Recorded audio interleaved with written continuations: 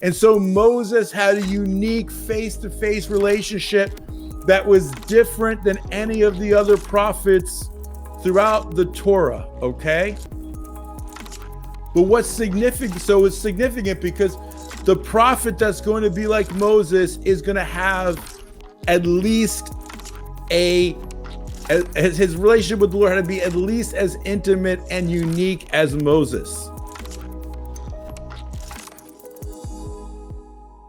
The Lord your God will raise up a prophet like me from among you, from your brothers. It is to him you shall listen, just as you desired of the Lord your God at Horeb on the day of the assembly, when you said, let me not hear again the voice of the Lord my God, or see this great fire anymore, lest I die. And the Lord said to me, they are right with what they have spoken.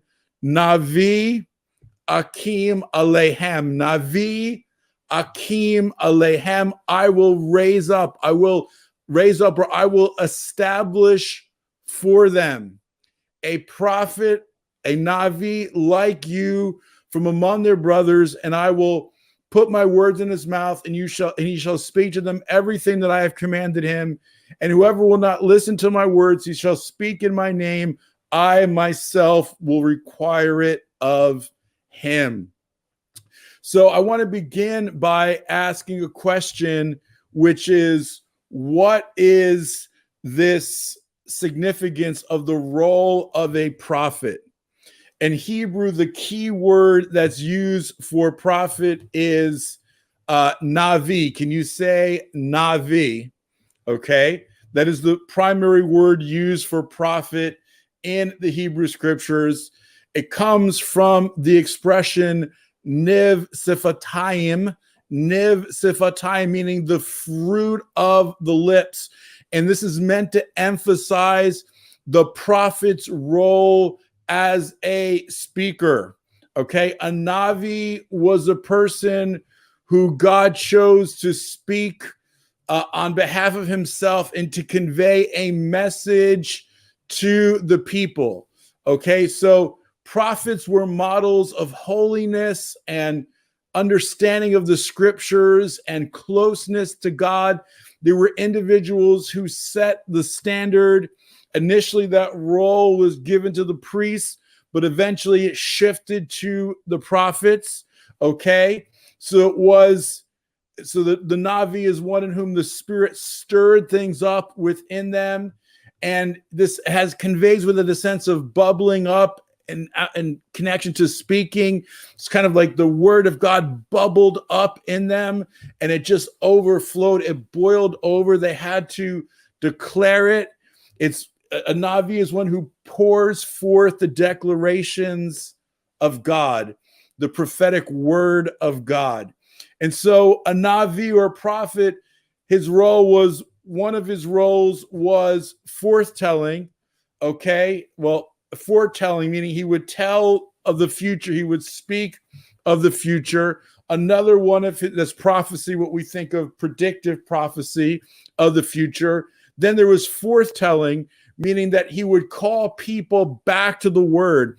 One of the primary purposes of the prophets is to call people back, to call people to make teshuvah, to call people to return to God, and especially with the focus on justice and righteousness. So much of the prophets speak about concern for the poor, for the needy, for how we treat other people. And so the prophetic tradition has at its core and foundation justice, because the psalmist tells us, Tzedek u'mishpat, justice and righteousness are the foundation of God's throne.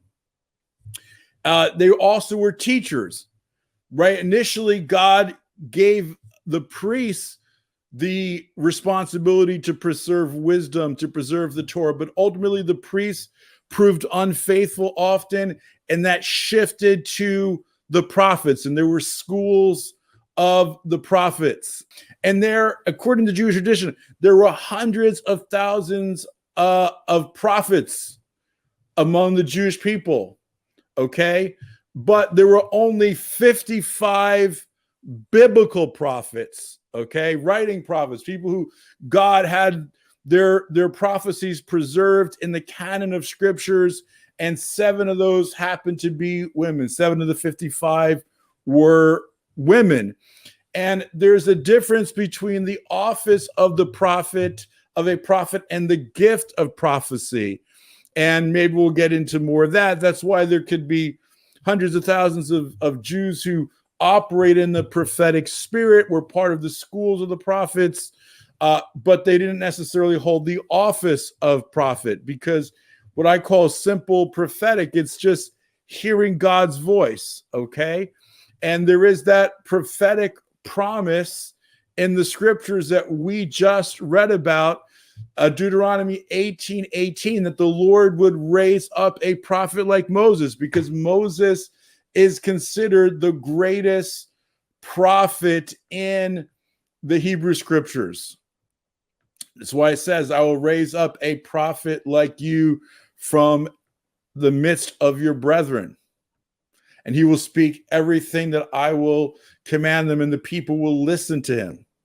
Right? So God promises to raise up this prophet, and the question is, who is this prophet? But before we get into who is this prophet, right?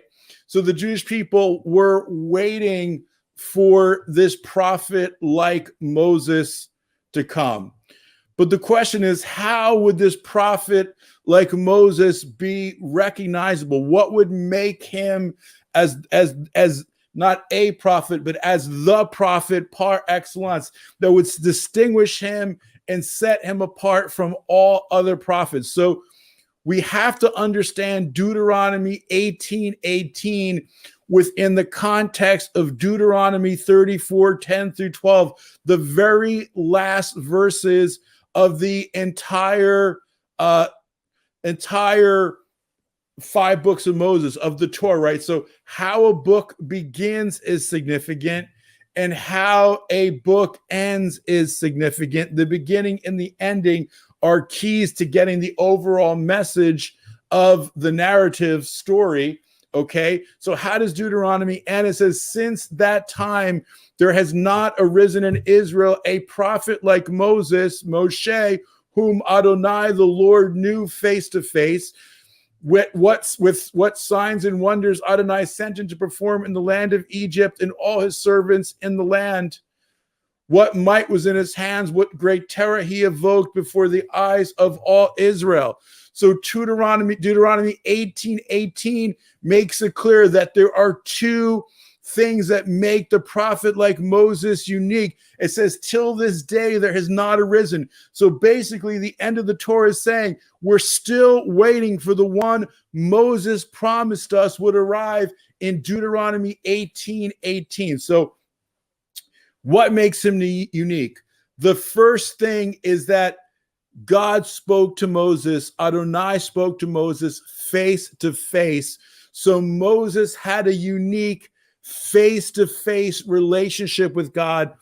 God spoke to Moses unlike he spoke to any of the other prophets. We read about this in Numbers 12:8. It says this, now hear my words. If there is a prophet among you, I, the Lord, make myself known to him in a vision. I speak to him in a dream. Not so my servant Moses, who is faithful in all my house. I speak with him face to face, plainly, not in dark sayings, and he sees the form of the Lord. And so Moses was unique because God spoke to him face to face. God spoke to Moses like a man speaks to his friend. We read about this again, Exodus 33:11. So Adonai spoke with Moses face to face as a man speaks with a friend. And so Moses had a unique face-to-face relationship that was different than any of the other prophets throughout the Torah, okay? But what's significant? So it's significant because the prophet that's going to be like Moses is going to have at least his relationship with the Lord had to be at least as intimate and unique as Moses, okay? But here's an amazing thing. Because we talk about this. If you don't get the Torah portion guide, get it, sign up for it, because we talk about it. We also go into depth and mysteries of the Messiah, 4 chapters on Moses and how it points to the Messiah in depth. But here's the point, right? The Gospel of John, part of the compositional strategy of the Gospel of John is to show that Messiah is that Yeshua is the promised Messiah, but more specifically, it was written to show that Yeshua is the fulfillment of the prophet like Moses.